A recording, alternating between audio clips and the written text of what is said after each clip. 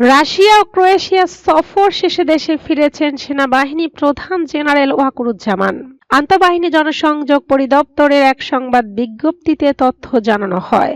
সফরকালে সেনাপ্রধান রাশিয়ার সেনাবাহিনী প্রধান, ডেপুটি ডিফেন্স মিনিস্টার সহ উচ্চপদস্থ সামরিক ও বেসামরিক কর্মকর্তা এবং ক্রোয়েশিয়ান সশস্ত্র বাহিনীর প্রধান সহ উচ্চপদস্থ সামরিক ও বেসামরিক কর্মকর্তা ও ব্যক্তিদের সঙ্গে সাক্ষাৎ করেন। গত ৭ এপ্রিল রাশিয়ার deputy defence minister general A ফোমিনের সঙ্গে সৌজন্য সাক্ষাৎ করেন সেনাবাহিনী প্রধান জেনারেল ওয়াকারুজ্জামান। সাক্ষাৎকালে তারা দুই দেশের সেনাবাহিনীর স্বার্থ সংশ্লিষ্ট বিষয়, প্রশিক্ষণ সহায়তা, দ্বিপাক্ষিক সম্পর্ক উন্নয়ন ও পারস্পরিক আস্থা সৃষ্টি, রাশিয়াতে দক্ষ জনশক্তির রপ্তানি, উচ্চ শিক্ষা, আঞ্চলিক নিরাপত্তা বিষয়ে পারস্পরিক সহযোগিতা এবং যৌথ প্রশিক্ষণ সংক্রান্ত বিষয়াদি আলোচনা করেন। গত ৮ এপ্রিল সেনাপ্রধান রাশিয়ান সেনাবাহিনীর প্রধান জেনারেল অলিগ স্যালুকভের সঙ্গে সৌজন্য সাক্ষাৎ করেন। সাক্ষাৎকালে তারা প্রতিরক্ষা সহযোগিতা চুক্তি, প্রশিক্ষণ সহায়তা, বিশেষ করে সামরিক প্রশিক্ষণ প্রতিষ্ঠানগুলোর মধ্যে প্রশিক্ষণার্থী বিনিময় এবং যৌথ প্রশিক্ষণ সংক্রান্ত বিষয়াদি সহ ভবিষ্যৎ পরিকল্পনা নিয়ে আলোচনা করেন।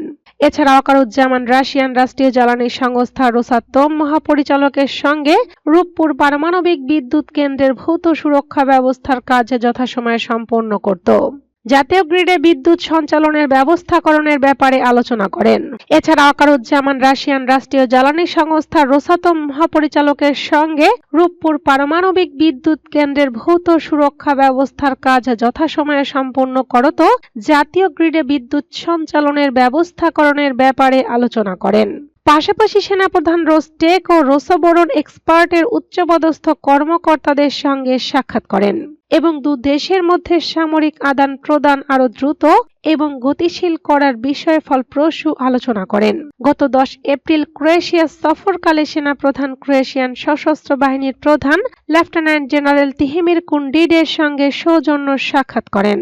সাক্ষাৎকালে তারা প্রতিরক্ষা সহযোগিতা এবং সক্ষমতা বৃদ্ধি, প্রতিরক্ষা শিল্প স্থাপনের সম্ভাব্য সুযোগ, যৌথ সামরিক মহড়া এবং পারস্পরিক সহযোগিতা বৃদ্ধি ও ভবিষ্যৎ পরিকল্পনা নিয়ে আলোচনা করেন। গত ৬ এপ্রিল সেনাবাহিনী প্রধান সরকারি সফরে রাশিয়া এবং পরে গত ১০ এপ্রিল ক্রোয়েশিয়া গমন করেছিলেন।